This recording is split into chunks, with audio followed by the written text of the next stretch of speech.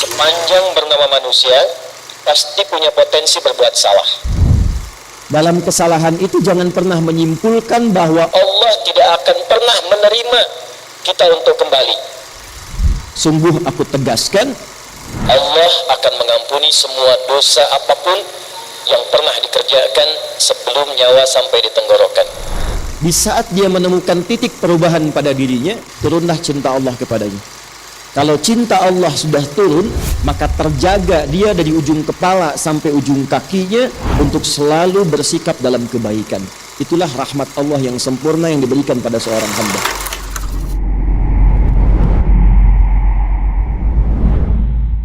Kita semua diberikan hidayah oleh Allah Subhanahu wa taala. Dengan rahmat itu gugur dosa-dosa. Belum selesai.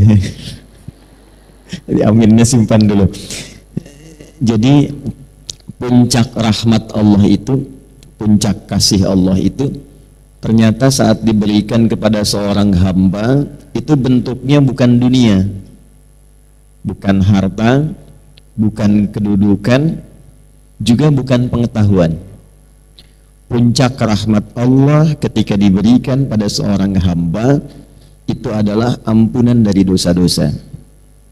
Karena itulah ketika seorang hamba merasa berlumur dosa sehingga menyimpulkan rasanya itu agak jauh dari surga, rasanya malu untuk minta ampun sama Allah karena merasa banyak dosa begitu terkumpul. Dalam situasi itu, sifat Allah yang sempurna rahmatnya disebut Rahman, sempurna kasihnya disebut Rahim. Itu menegaskan kembali kepada hamba yang menyimpulkan tadi supaya tidak putus asa untuk mendapatkan rahmat Allah. Itu ada di Quran surah ke-39 Az-Zumar di ayat ke-53. Qul ya ibadiyalladzina asrafu ala anfusihim. Qul firalkan Muhammad SAW. Jadi terjemahan sekarang agak mulai bergeser. Kalau dulu katakan, sekarang viral kan. Karena orang sekarang manusia akhir zaman senang yang viral-viral. Kalau sudah viral, di share, like and subscribe. Wah, jadi tinggal like ayat ini, share kemudian subscribe. Qul firalkan Muhammad sallallahu alaihi wasallam, ya ibadiyalladzina asrafu ala anfusihim. Duhai hamba-hambaku semua tanpa kecuali. Jadi di sini menggunakan kata alladzina disebutkan sebanyak 1080 kali dalam Al-Quran, dan itu mencakup semua aspek dan gender terkait manusia, mau laki-laki, perempuan, besar, kecil, tua, muda, sepanjang bernama manusia pasti punya potensi berbuat salah. Itu ya.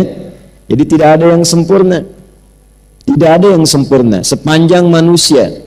Bukan nabi, bukan rasul yang punya sifat ma'sum, dijaga dari salah, itu berpotensi berbuat salah. Jadi percuma kalau mencari kesalahan orang lain, Bu. Kalau suami ibu pernah salah, berarti suami ibu manusia. Kalau ibu ingin mengharapkan pasangan yang tak pernah salah, silahkan nikah sama malaikat. Ada banyak pilihan, malaikat Israel ada. Kan di antara makhluk Allah yang tidak pernah salah cuma malaikat kan?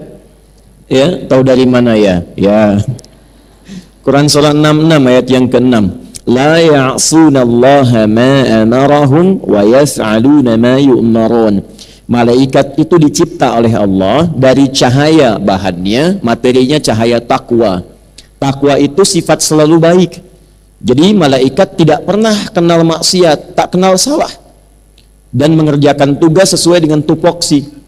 Karena itu ibu cari keterangan, pernahkah malaikat Jibril korupsi ayat? Nggak akan ditemukan. Pasti sempurna. Itu sifat malaikat.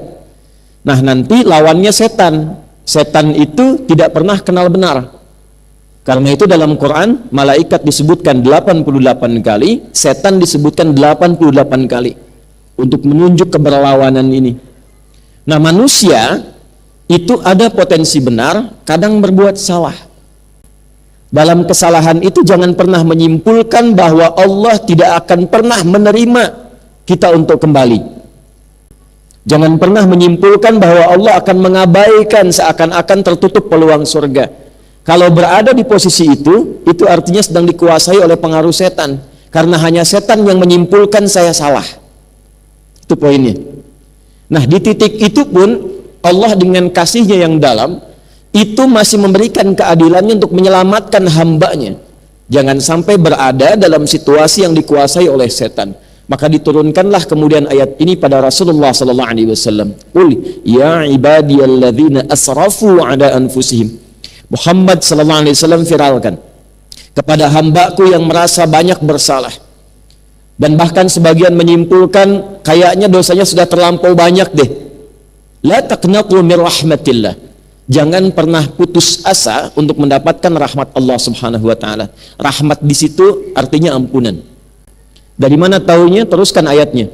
Innallaha yaghfirudz dzunuba jami'a. Sungguh aku tegaskan, Allah akan mengampuni semua dosa apapun yang pernah dikerjakan sebelum nyawa sampai di tenggorokan. Nah, pertanyaan saya, kenapa saya buka dengan rahmat? Ibu kalau masuk masjid doanya bacanya apa? Allahumma ftahli abwaba rahmatik. Ya.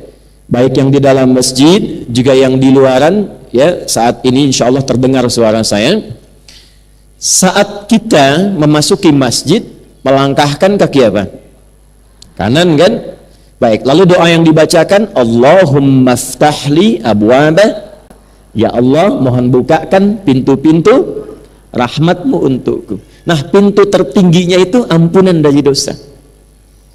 Karena itu ketika Allah mencintai seorang hamba, yang pertama diberikan itu menggugurkan dosanya, menghilangkan kebiasaan buruknya. Itu ada di Quran surah kedua Al-Baqarah di ayat 222 di ujungnya. Innallaha yuhibbut tawwabin. Sungguh Allah sangat mencintai orang yang senantiasa mengoreksi diri untuk terus menjadi orang baik. Bentuknya tawab. Tawab itu sudah tahu salah, kadang dikerjakan lagi. Sudah tahu salah, kadang dikerjakan lagi. Gibah itu salah tidak, Bu? Salah. Tapi masih kadang didiskusikan kan? Oh ya, kan? Saya enggak, Ustadz, bagus, enggak kayak ibu itu tuh. Nah, kan? Nyambung ya? Nah, poinnya adalah kalau seseorang pernah berbuat salah, tapi dia mau terus memperbaiki sehingga menjadi saleh dan saleha, di saat dia menemukan titik perubahan pada dirinya, turunlah cinta Allah kepadanya. Kalau cinta Allah sudah turun, maka terjaga dia dari ujung kepala sampai ujung kakinya untuk selalu bersikap dalam kebaikan. Itulah rahmat Allah yang sempurna yang diberikan pada seorang hamba. Dan itu tiada lain tempatnya kecuali di masjid. Di mana? Di masjid. Nah, di dalam masjid itulah kita membuka, kemudian melangkahkan kaki kanan, mengucapkan Allahumma ftahli abwaba rahmatik. Ini penting saya sampaikan supaya masuk keluar masjid itu ada perbedaan. Kalau kita paham tentang doa ini, maka jangan disia-siakan ketika masuk. Ustadz belum datang, acara belum dimulai, Anda sudah ada di dalam, sholat 2 rakaat, duduk, koreksi diri, muhasabah. Jadi begitu kemudian keluar terjadi perubahan, itulah berkahnya masjid. Makanya ibu kalau nggak percaya, masuk masjid itu tenang, tenang sekali. Coba tadi saat masuk kan, rasanya beda kan dengan masuk rumah sendiri. Tenang, duduk nyender ke tiang, dekat AC, tidur aja. Itu poinnya. Yang ingin saya katakan, pertemuan ini dan kapanpun ibu memiliki kegiatan di masjid, di pengajian apapun, itu ciri keberhasilannya ketika kembali dari masjid, keluar dari masjid, keluar dari tempat mengaji, terjadi perubahan pada diri kita masing-masing, menjadi lebih baik lagi. Ya, saya selalu pesankan kalau Anda belajar dengan saya, tidak merubah Anda menjadi lebih baik, tinggalkan saya, cepat cari guru lain. Karena itu poin pentingnya.